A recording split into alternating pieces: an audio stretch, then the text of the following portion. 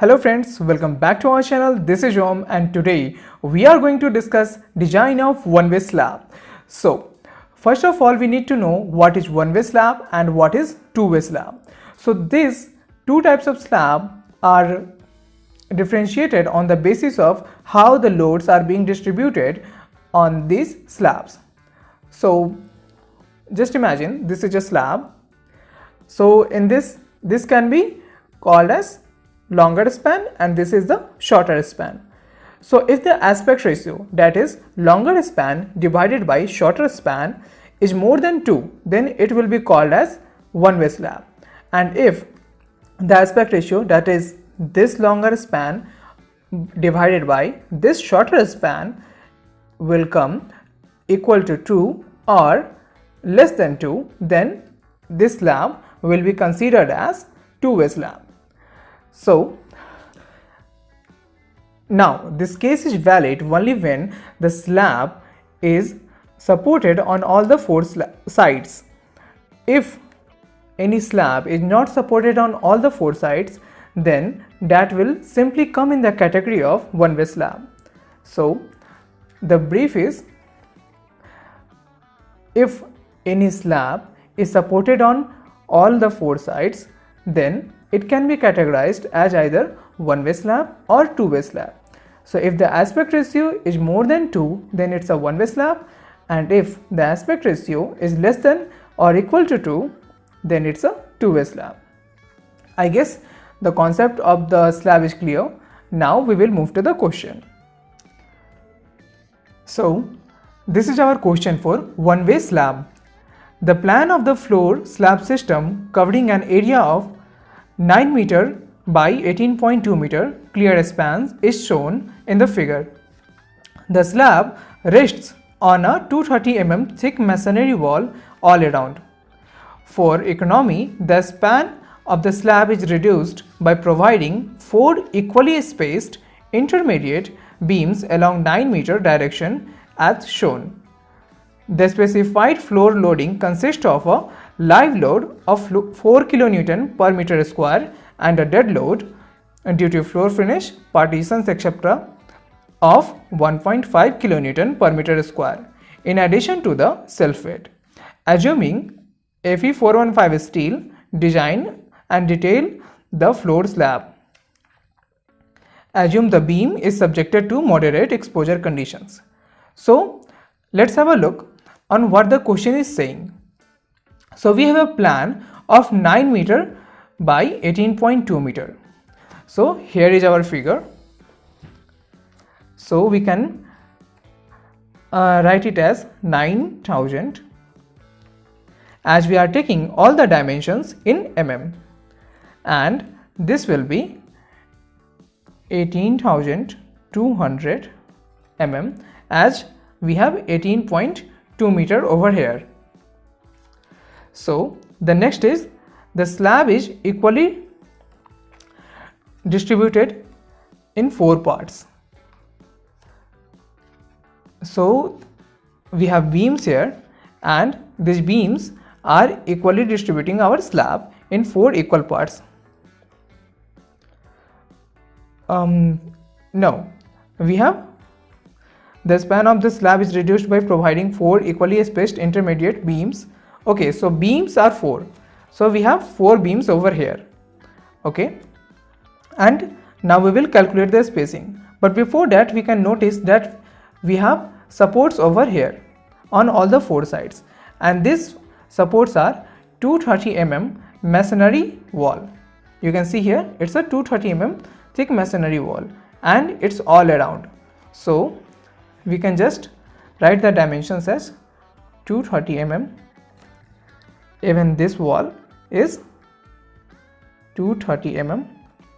This is 230, and we are left with one more wall, this one, which is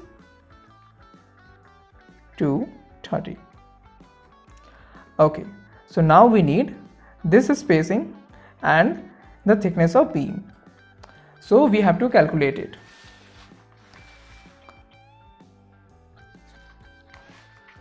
So let's assume the beam to be 300 mm wide.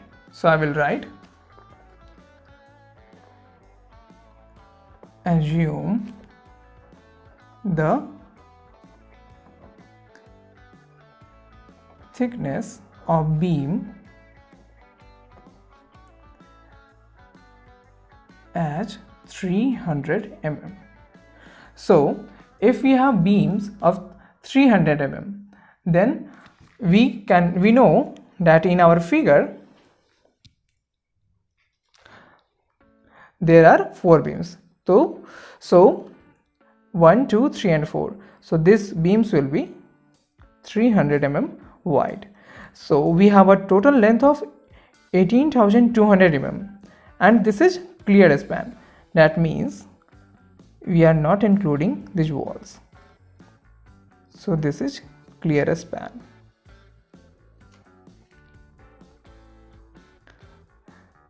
That's already included in the question, that if we can find here is our clear span.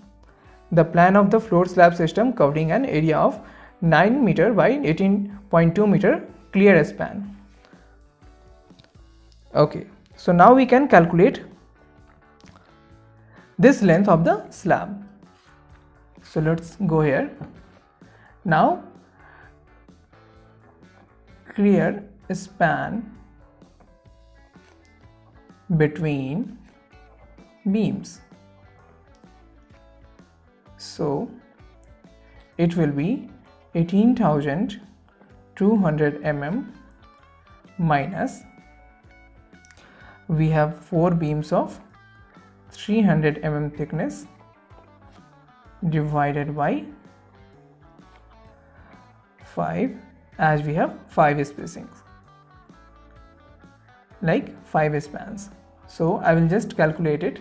I will use a calculator. 18,200 minus 300 into 4, it's 1200, so it's 17,000 divided by 5. Answer divided by 5, it's 3,400.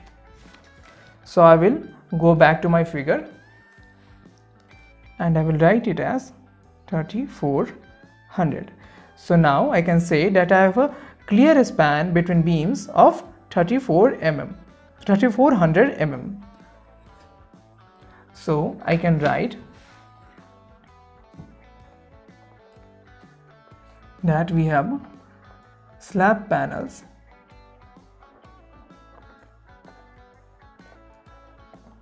So we have all the slab panels of 3,400 mm. So I can write it as this slab with clear span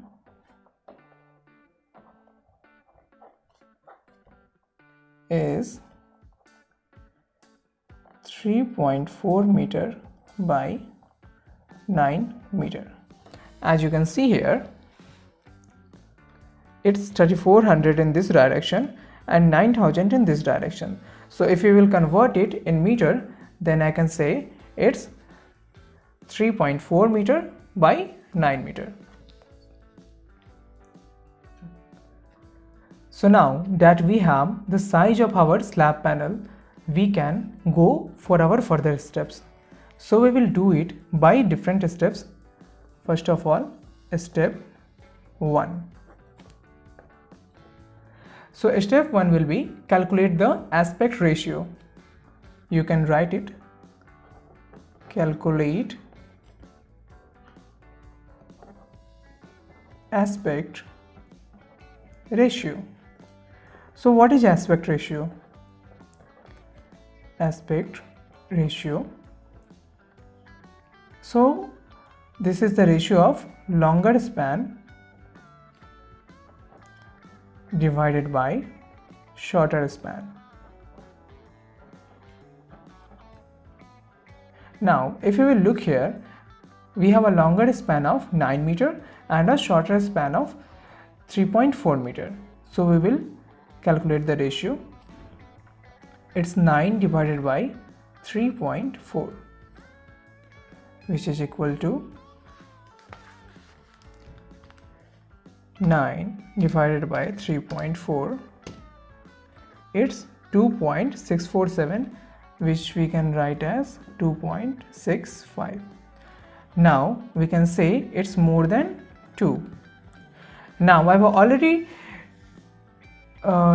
said that if the aspect ratio is more than 2, then it's a one-way slab. So it's a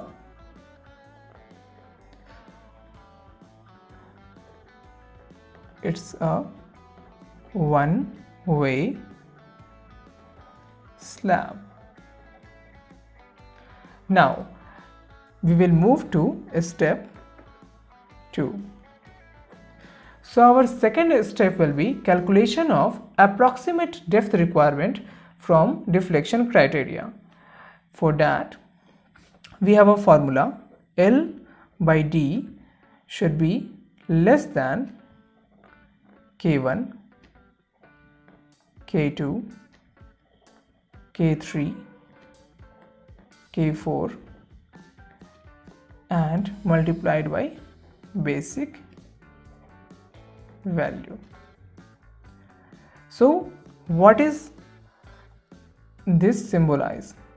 So L shows length of shorter span, D is the effective depth, K1, this value depends upon the slab, if the slab is above 10 meter or not. All these values are mentioned in our IS 456. You can also write it as, refer as IS 456 clause 23.2.1. So in IS 456 you have to refer clause 23.2.1 and you will get the values of K1, K2, K3, K4 and the basic value.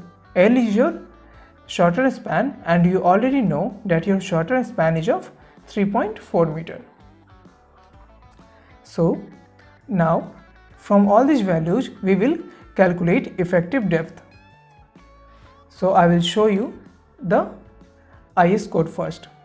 But before that you need to know what is K1, K2, K3 and K4. So I have already explained K1 is the value which depends upon the span, that is, let me write it for you. K1 depends on span and we need whether it's above 10 meter or not. Above 10 meter. If the span is above 10 meter, then we have a codal provision for that. If it's below 10 meter, then we will take it as 1.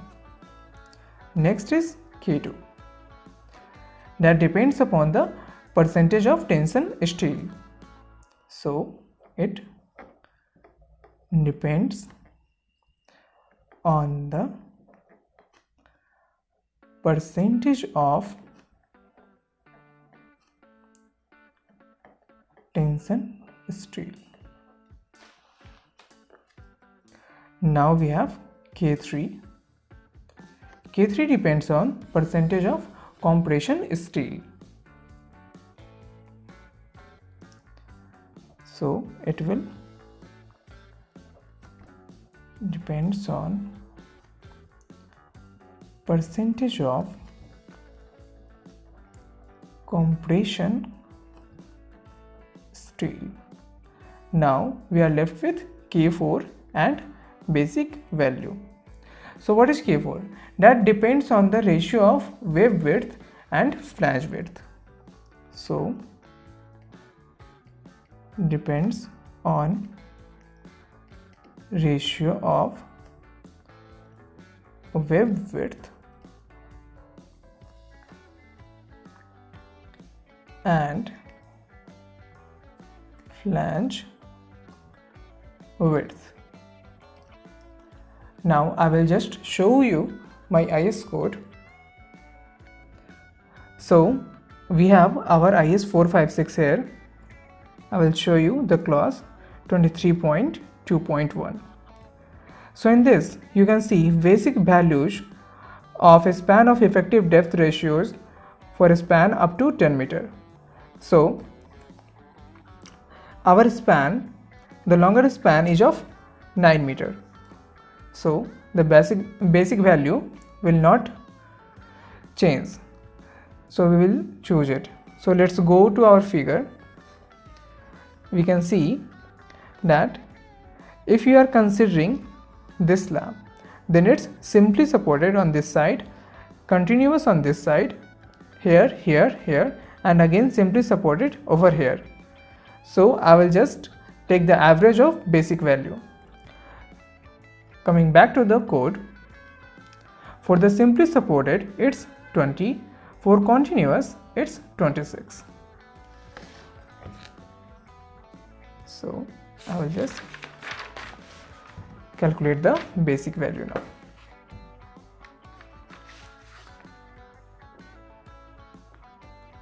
Basic value.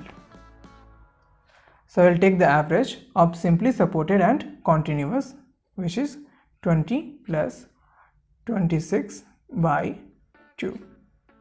So it will be 46 by 2, that is 23.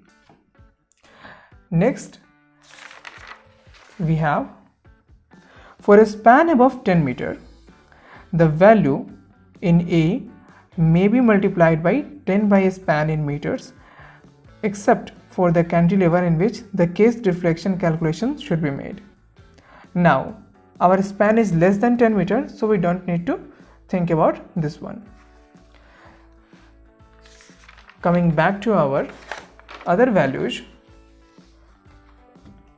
we will take the values as K1 as 1, K2 as 1.4, and this modification factor is taken from the graph given in our code book. You can see it here in the C point. Depending on the area and the stress of the steel for tension reinforcement, the values in A or B shall be modified by multiplying with the modification factor obtained as per figure 4. So you can see the figure 4. This is our figure 4, from where we can calculate modification factor for tension reinforcement. So I have already calculated it and it was 1.4. Now, depending on the area of compression reinforcement, the value of a span depth ratio be further modified by multiplying with the modification factor obtained as per figure 5. So I have already calculated these values, so I will just write it for you. If you want to know more about these values, then I will make another video. Otherwise, the length of the video will be longer than it should be. So K1 will be 1, K2 will be 1.4 from the figure 4, K3 will be 1, and K4 will be 1. Now, we were doing this to calculate the approximate depth requirement for deflection criteria. So we will go back to our formula. L by D should be less than K1, which is 1 here, K2, which is 1.4, here, then K3 1, K4 1, and the basic value, which is 23. So from here we know that L by D should be less than K1, K2, K3, K4 and basic value. So product of all these should be greater than L by D. Now L is our shorter span. I will just turn around my page. In this, our shorter span was of 3400 mm and the longer was of 9000 mm. So I will go back and put the values here. So you can write it as 3400 mm divided by D should be less than, we will multiply all these. So 1.4 into 23, 32.2, 32.2. So I can say D should be greater than 3400 divided by 32.2, which is equal to 3400 divided by answer.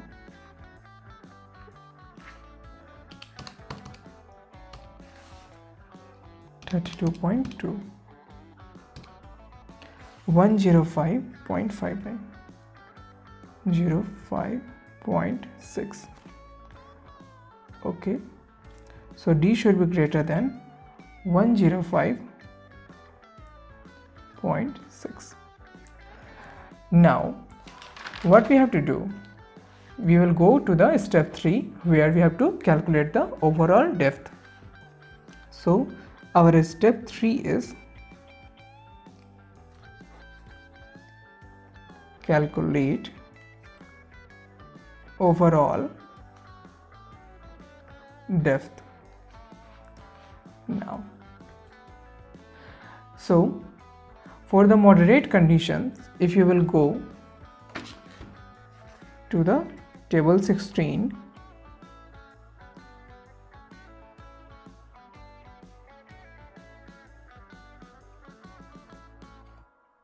here, nominal cover to meet durability requirements. Here is our exposure condition. So for moderate, we have to take a nominal concrete cover in mm not less than 30. So we will take 30 mm as our cover. Now we also need to assume the diameter of the bar. So we will assume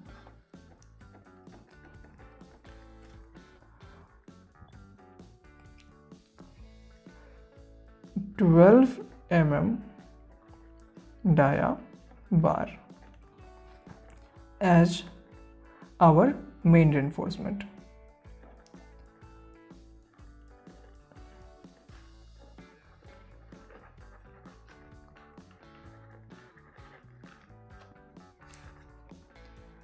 And cover will be of 30 mm. So it is for moderate exposure condition, and references table 16. You can see in our question it is mentioned that it's for moderate exposure condition, so we have to design accordingly.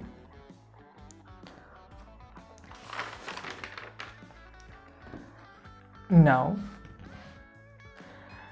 what we need to calculate is overall depth. So what is overall depth? I will symbolize it as capital D, which is overall depth. Now it will be equal to what we have calculated here as effective depth.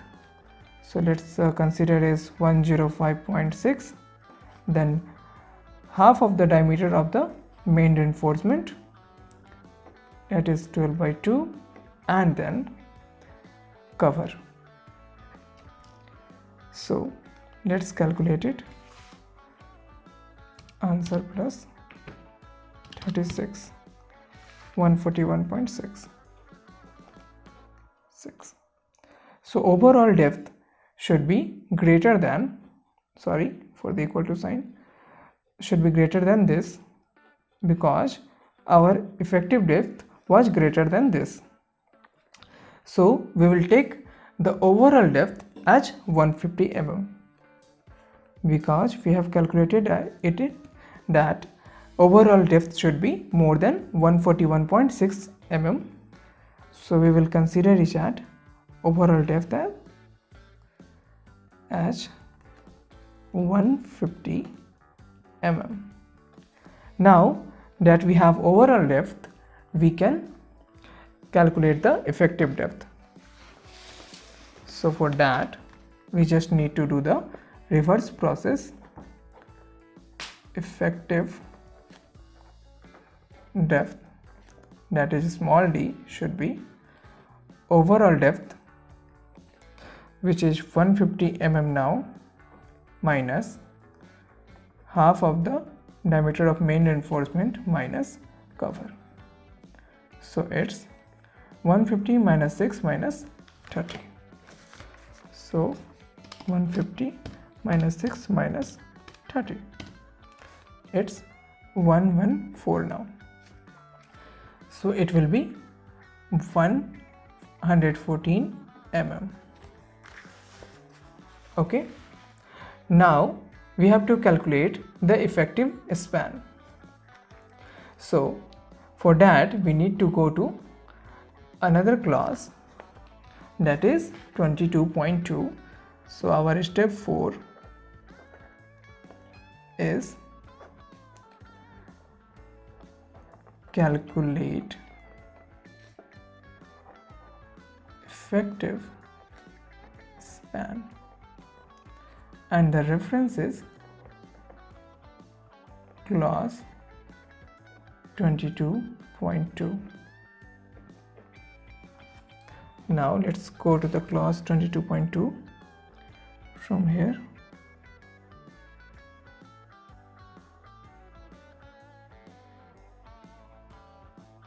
It's 23, then 22.2. Yeah, we have effective span. Just a little reminder, I'm using IS 456. Now, unless otherwise specified, the effective span of a member shall be as follows. So for simply supported beam or slab, the effective span of a member that is not built integrally with its supports shall be taken as clear span plus the effective depth of slab or beam or center to center of supports, whichever is less. So we can say that we have two conditions over here. First is the effective supports will be the clear span plus the effective depth of the slab. So first is clear span plus effective depth of slab. Our second condition is center to center of supports. So it's center to center of supports. Now we have to calculate it, and we will take the lesser value, like whichever is less. You can see here that we will choose whichever is less. So what was our clear span? So from the previous data, let me just turn my page around. Our clear span. So our clear span was, in the shorter direction, it was 3.4 meter, which is 3400 mm, and we are considering the shorter span because the main reinforcement will lie on the shorter span in one-way slab. So we have a clear span of 3400. Now effective depth we have calculated, it's 114. mm. So the calculation is quite easy. 3514 mm. Now what is the center to center of support? So for the center to center of support, we need to go back here. So as I said,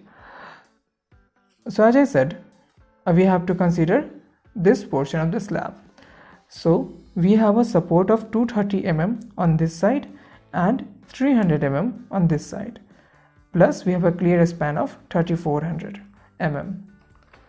So I will just write 230 by 2 plus 3400 plus 300 by 2, which is equal to, from here it's 115 plus 3400 plus 150, which is equal to, let me add it,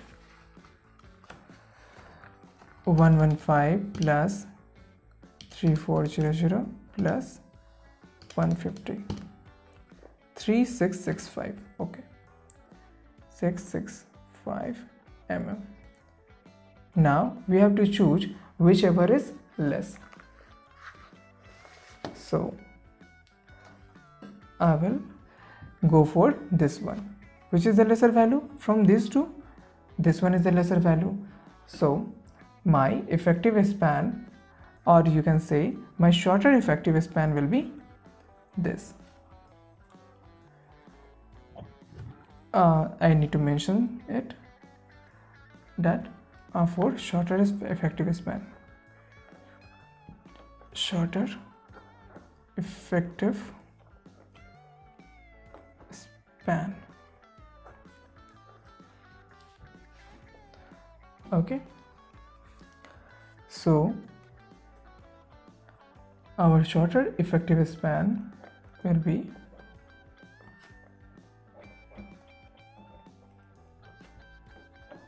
span will be 3514 mm. Now what is the longer effective span? So similarly we need to find out longer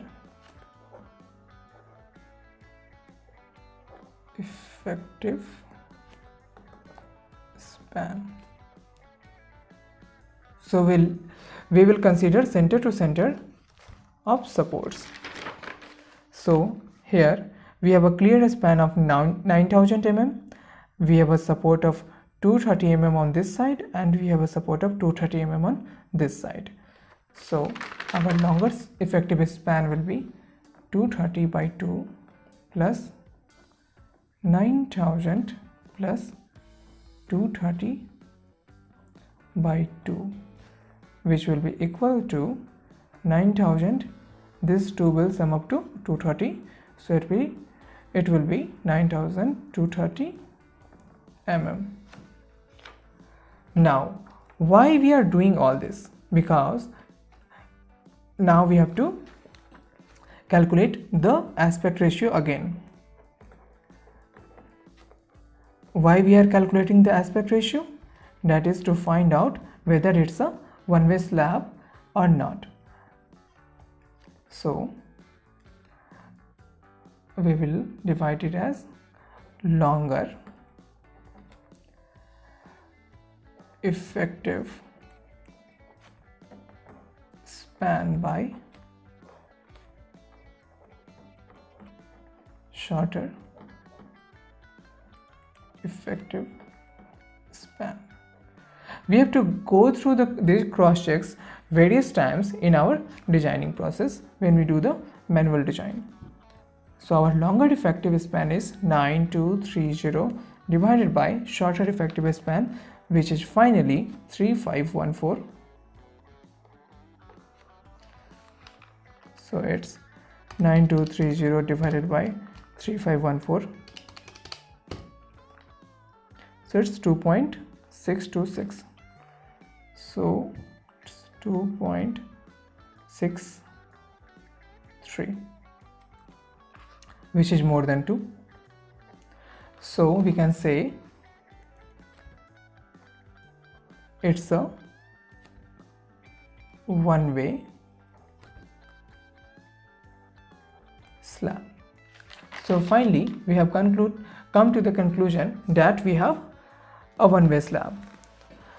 Now in the next class I will teach you how to calculate the loads on slab, then how to calculate the moment on the supports, and how to calculate the main reinforcement, then the spacing between the main reinforcement and the distributor bars. I will complete the design of the one-way slab in our next class. Till then, take care and bye bye.